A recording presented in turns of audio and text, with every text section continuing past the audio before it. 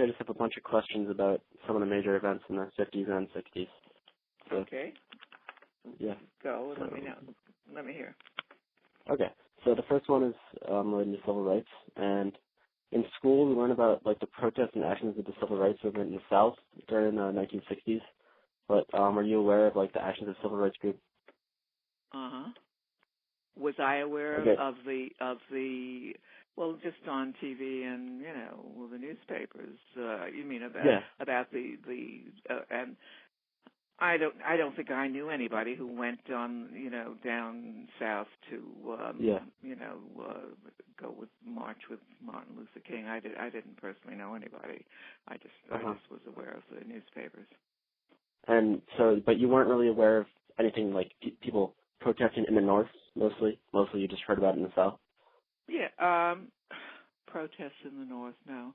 I thought most everything went on in the South, but I was certainly not aware of anything happening in New York except, that everybody that I knew was sympathetic to, the blacks and thought that, the Southern racists were horrible in New York, which is where I was. Okay. Yeah. Okay, nice. Okay, and then, so now I'm going to start talking about the Cold War. And I was just wondering, was the fear and paranoia of communism really as large a part of daily life as we learned about? Like, we learned that it was, people were constantly thinking about it, and really it was a major factor in your life. But was it before, was it just something? Was the Cold War a major... Yeah, like, were you constantly worried about the Russians and, like, what was going to happen, or was it just something in the newspaper that you didn't really? I think people were worried about being attacked. I think, you had the Cold War, was, you mentioned paranoia, but I didn't think of it, and I still don't think of it as paranoia. I mean, I think it was, there was definitely worries about war, and people thought, about building shelters for nuclear bomb shelters, and there were things, school, I guess, programs to, try to, protect students in case there were attacks, and I think most people were aware that they were not, that was not going to help very much. But yes, I think there were. I was aware that people. I don't think I myself was really worried about. I don't think I thought about that kind of thing. You knew a lot of people that were like really. But it certainly was, part of the atmosphere that there were people who were, worried about, possible nuclear wars. And then, of course, there was all the anti-nuclear, those were common in the areas in which I lived. In Westport, there would be, people, anti-nuclear, I'm trying to think, they were against all kinds of nuclear things. I mean, power plants and, against, building nuclear, weapons, and, there was a lot of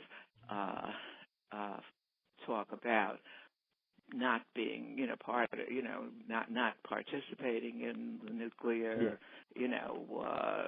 buildup of armaments. Okay, thanks. And how aware were you about the events of the Cuban Missile Crisis? Like, do you remember? I remember the Cuban Missile Crisis. Yeah. Yeah. No, I think I was concerned. I thought it was, not a good thing. Not a good thing for the Russians to have a nuclear or any weapon in Cuba. So the public really did know what was going on. Like, it wasn't just behind closed government doors, but newspapers were reporting on it and stuff. Yeah, no. I think that was front page news. I mean, that was definitely very much publicized, and people were concerned about. And Kennedy was concerned about it, and it was definitely a biggie. And I think a lot of people were concerned that perhaps Kennedy wasn't, an experienced or strong enough, person to deal with, the Russians. Yeah, scary situation. So do you have something And else? yeah, in school we learned a lot about like how there was a ramp up in commercialism during the 50s and 60s. Like, did you notice that, or would you say that you disagree? No, it's when after World War II, which was over in 45 and in 1945, in which I think most people had the idea that once the war was over, that we were in the midst of a new world and things were going to be, and commercialism, I think, is how you might regard it, but we thought of it as, just increased There's all these cool new inventions. Yeah. There's all these Sort cool of new an inventions that are available. Of prosperity and the fact that, we had luckily escaped, barbarism, and now, because Hitler would have meant, the destruction of civilization, and that we were now embarking on, a grand new world in which, people were going to be able to pursue, all kinds of, goals, most of which were materialistic, but they meant, people were excited that they could own houses. That was a lot of new opportunities. And that there were, opportunities that, while the people I knew were essentially children of immigrants who had come to this country, poor, were now going to be rich. And it was, we didn't think of it as crass materialism. Although, as I say, I was kind of a left-wing, kid, and thought perhaps, there was more than, man did not live by bread alone, and that one should, that the whole purpose of prosperity was to increase your spirituality.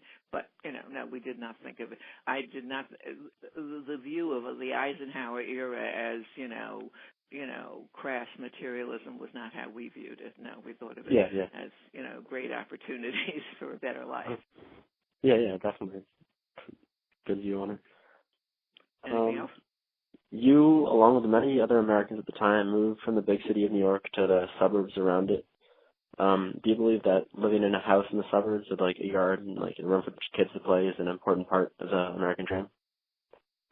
Do I believe living in a house with a garden? Like living in the suburbs with like everyone gets their own house and a big yard.